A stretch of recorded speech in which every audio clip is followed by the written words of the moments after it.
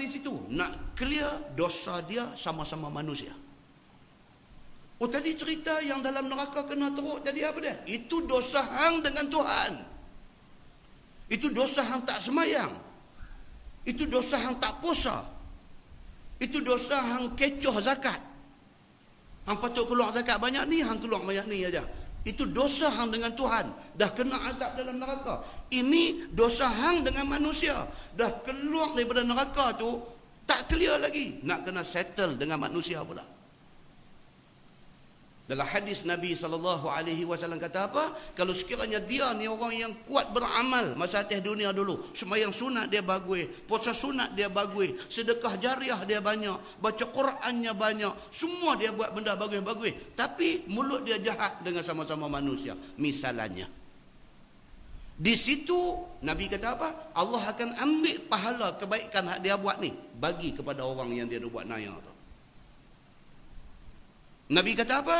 Diambil, diberi. Diambil, diberi. Dia ni saja bagi banyak ni. Dia ni saja bagi banyak ni. Dia ni saja bagi banyak ni. Last habis kebaikan dia. Sedangkan dosa dia dengan orang masih ada. Nabi kata apa? Diambil dosa orang yang dia buat tahana, yang dia buat zalim tu, dibagi pula ke dia. Selesai urusan kisah-kisah ni semua, Nabi kata, barulah dia nak dibawa ke syurga. Oh kita kata panjang cerita lagi. Apabila nak bawa pergi syurga tu, sebahagian daripada mereka ni dah kata dekat Tuhan dah. Mereka kata, ya Allah, aku tidak rasa ada lagi tempat aku di dalam syurga. Dia dah jadi macam tu dah. Dia teruk dah kena dalam neraka, keluar main duk kena kisah ni apalah pula apa semua. Sampai masa, okey, hang dah bersih dah. Pilah ke syurga. Dia sampai kata dekat Tuhan, aku tak rasa aku masih ada tempat dalam syurga. Dalam syarah hadis dia kata apa? Di kalangan manusia ni ada yang malu untuk masuk syurga. Pasal apa? Melihatkan kesan-kesan azab di badan dia. Kesan azab di badan dia tu dia tengok, dia malu kalau nak pergi masuk bercampur dengan orang yang dah masuk syurga. Dia malu. Maka dicelok dia ni dalam sungai kehidupan. Celok dia, angkat balik, elok balik tubuh badan dia. Dibawa dia ke syurga. Dan dia orang yang terakhir sekali masuk syurga. Masih ada bagi dia satu tempat yang lebih luas daripada langit dan bumi. Hak last sekali masuk tu, dia duk ingat penuh dah, dia boleh duduk tepi tangga ke apa ke.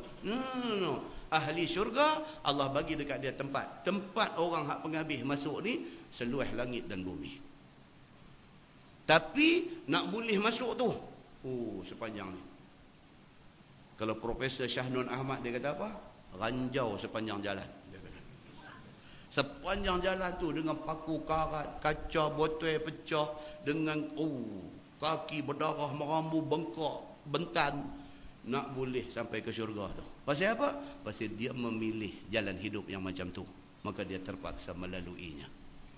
Jadi beruntung kita ni apa tuan-tuan? Beruntung kita ni pasal kita, Allah buka hati kita bagi mau dengar agama masa atas dunia ni. Jadi bila kita berkesempatan dengar ni, dia usik hati kita. Bila usik ni, kita ada masa untuk tingkatkan lagi ibadat kita, untuk kurangkan dosa kita. Kita ada peluang lagi berbanding dengan orang yang tak dengar peringatan ni, dia hanyut macam mana dia duk hanyut sebelum ni. Muslimin dan muslimat yang dirahmati Allah sekalian. Maka ayat yang akan datang ni, dia akan main cerita ni. Cerita tentang Ashabus Shimal. Lepas habis cerita Ashabus Shimal ni, Allah Subhanahu Wa Taala dia tanya. Dia tanya kepada makhluk dia ni. Nanti selalu, hampa ni nampak besar kepala sangat. Begitu lebih kurang maksud dia. Aku nak tanya hampa, Tuhan kata. Ayat mani yang duk keluar daripada hampa tu, hampa sendiri ke buat? Atau aku yang buat? Tuhan tanya. Tuhan nak tanya manusia ni, dia nak pecah ego manusia ni. Dia nak pecah ego manusia ni, dia pergi tanya benda tu. Kita akan jumpa ayat tu nanti. Hampa sendiri ke buat? Atau aku yang buat? Dia kata. Dia tanya lagi soalan lain. Dia tanya lepas dia bagi jawapan. Dia tanya lepas Allah dia akan bagi jawapan. Dia tanya lagi. Dia kata hampa duk tengok hujan duk turun hari-hari. Hampakah yang buat turun hujan tu? Atau aku yang buat turun? Dia tanya. Allah tanya. Allah kata pula lagi. Kalaulah aku jadikan ayat hujan yang turun tu masin, hampa nak buat apa? Ayat yang akan datang. Tuhan dia challenge kita macam tu. Hampa rasa hampa besar sangat? Hampa nak menolak segala ayat aku? Hampa nak menolak segala apa yang Nabi aku kata? Awak hampa ni besar sangat ke? Kalau hampa besar, aku nak tanya hampa. Ini dia main soalan-soalan ni. Hujan yang turun tu, hampa kah yang buat turun? Atau aku yang buat turun? Tuhan kata. Kalau aku jadikan air hujan tu masin, hampa nak buat apa? Tuhan tanya. Tanya dalam bentuk challenge. Cabar manusia ni. Sampai dia tanya ni, gurih api ni, yang hampa duk cucuh api hari-hari ni. Gurih api tu, hampa kah yang buat benda tu? Gurih api asal daripada pokok. Asal kejadian gurih api tu, kayu pokok tu, hampa ke yang buat? Atau aku yang buat? Tuhan tanya. Dia tanya soalan-soalan yang menyebabkan manusia terlentang pergi ke dinding. Tak boleh nak jawab. Lepas Tuhan buat kesimpulan. Dia kata kalau hari ini hampa sedang, kata hampa sebenarnya tak ada apa. Hampa bergantung kepada aku semata-mata. Tuhan yang bagi rezeki dekat hampa. Pasal apa hampa duk bantah lagi? Dia tanya. Ini cara Allah Subhanahu Wa Taala dia berurusan dengan makhluk dia, dengan manusia ni. Dia tak paksa kita tak tentu punca. Dia suruh otak kita fikir. Dia suruh otak kita fikir.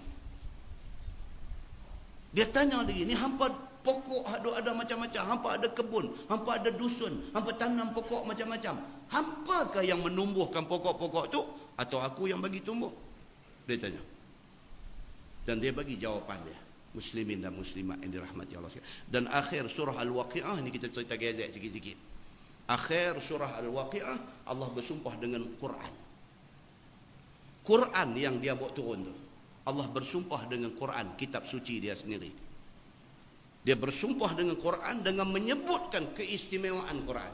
Kita akan baca insya-Allah. Kalau panjang umur, Allah bagi lapang masa, Allah bagi sihat, kita baca apa istimewa Quran sehingga kan Allah bersumpah dengan menyebut Quran yang diturunkan dia. Tadi baru saya dapat satu email, satu sahabat dia hantar mai. Ini yang kata depa ni rajin. Banyak benda nak abang bulan depan ni pun kena peringat tu. Lupa. Quran tu saja depa buat satu kajian pula. Bukan setakat kajian Quran ni ada berapa ayat, ada berapa perkataan, ada berapa surah, itu semua orang tahu. Dia detail punya kajian tentang Quran ni. Dia keluar mai 3 muka surat print keluar mai. Tentang keistimewaan Quran.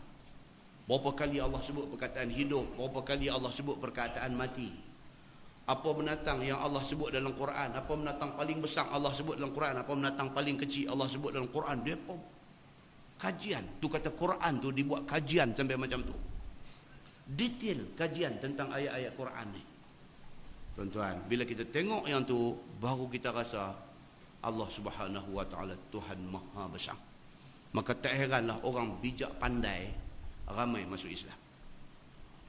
Orang bijak pandai yang asal bukan Islam, dia study, dia belajar tentang Islam ni, dia jumpa benda-benda ni, jumpa, dia rasa bertambah iman dia. Dia jumpa, dia berasa bertambah iman dia. Dia jumpa, dia berasa bertambah iman dia. Sampai satu hari dia tak boleh bendung. Air mata dia jatuh merambu. Asyhadu an la ilaha illallah wa asyhadu anna Muhammadar Rasulullah. Lepas tu dia berjuang sampai bercerai nyawa nak mempertahankan Islam yang dia dapat dengan jalan susah ni.